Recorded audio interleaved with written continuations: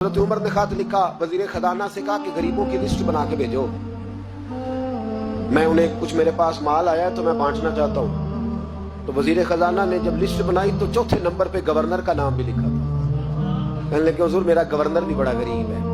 حضرت عمر نے وہ نام پڑھا تو وزیر خزانہ کو طلب کیا، فرمایا تمہارا گورنر بھی غریب ہے؟ کہا حضور چوتھے دن کے بعد ایک روٹی کا ٹکڑا کھاتے کل دیکھا ہے، اور حضور ان کے وجود پر جو کپڑے ہیں اب جگہ نہیں بچی پہ بند لگنے کی۔ گورنر صاحب کا جناب کوئی شے نہیں گورنر کے پاس۔ حضرت عمر فاروق نے 1000 دینار دیا اور خط لکھا کہ یار تو نے مجھے بتایا ہی نہیں، کسی نے بتایا کہ کپڑا لینے کے پیسے نہیں تو میں پیسے بھیج رہا ہوں، اپنی ضرورت پہ استعمال کر۔ وہ غلام پیسے لے کے آیا، دروازے پہ دستک ہوئی تو حضرت سعید بن عامر کی زوجہ کہنے لگی کون ہے؟ کہا مجھے امیر المومنین عمر نے بھیجا ہے، گورنر صاحب سے ملنا ہے۔ زوجہ کہنے لگی امیر المومنین کا پیغام آیا ہے۔ جناب سعید بن عامر دوڑے، دروازہ کھولا، بسم اللہ، خیریت تھی؟ تو خط دیا۔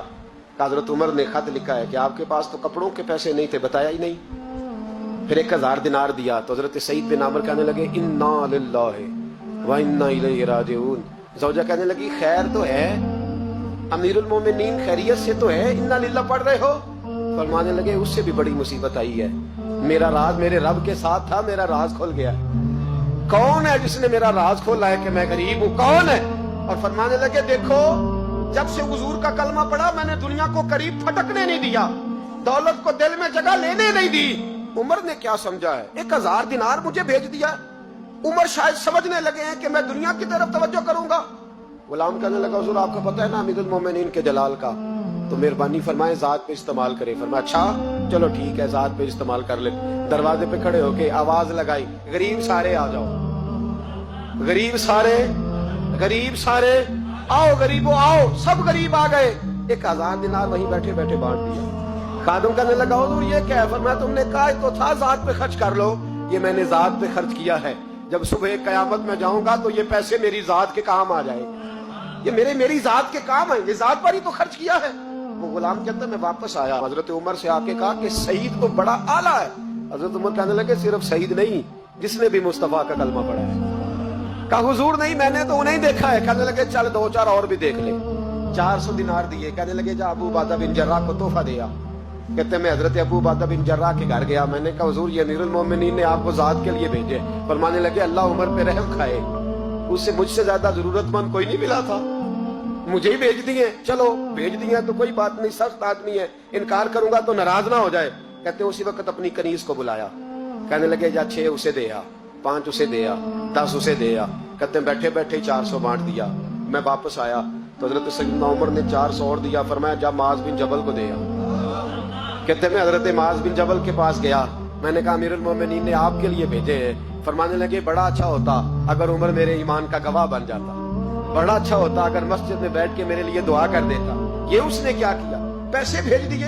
ہمارے رسول نے تو یہ چیزیں ہمارے قریب آنے نہیں دی۔ فرمایا اچھا آئے ہیں تو لاؤ۔ دروازے پہ بیٹھے بانٹنے لگے، سارے بٹ گئے تو بیوی نے اندر سے آواز دی، کہنے لگی حضور 2 دینار اگر دے دیں تو میں آپ کے لیے اپنے لیے ایک کرتا لے آؤں 2 دینار۔ تو فرمانے لگے او بھلی مانس تو نے دیر کر دی، اب تو سارے بانٹ دیے، ذرا پہلے بتاتی تو دے دیتا۔ تو وہ غلام کہتے ہیں میں باہر کھڑا سن رہا تھا، بی بی کہنے لگی آپ کی مہربانی مجھے بہلائے نا، میں پہلے بھی کہتی تو آپ نے پھر بھی نہیں دینے تھے، مجھے پتا ہے مجھے بہلائے نا، آپ میں پہلے بھی کہتی تو آپ مجھے اور رنگ میں بہلا دیتے۔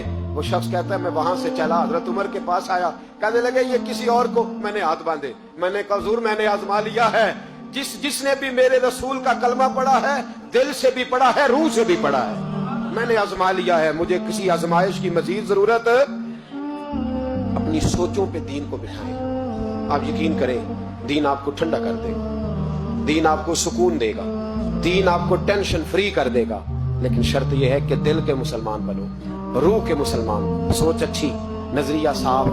عاجزی والا بندہ آسان رہتا ہے، تکبر والا پریشان رہتا ہے، جس کے سینے میں بغض ہوتا ہے اس کا کوئی دوست نہیں ہوتا، جو لوگوں سے حسد کرتا ہے اللہ کبھی اسے غنی اور مالدار نہیں کرتا، وہ حسد میں ہی زندگی گزارتا ہے، جو دوسروں کے بارے میں برا سوچتا ہے اس کو کبھی دعائیں نہیں ملتی۔ دل اور نظر کے مسلمان بنو، اچھی سوچ، اچھا نظریہ، اچھی فکر، اچھا زاویہ نگاہ، بولو تو اس طرح بولو جیسے مسلمان بولتے ہیں، سنو تو وہ سنو جو مسلمان سنتے ہیں، اگر بیٹھک تمہاری ہو تو ان لوگوں کے ساتھ ہو جن کے ساتھ دینداروں کی بیٹھک ہوتی ہے۔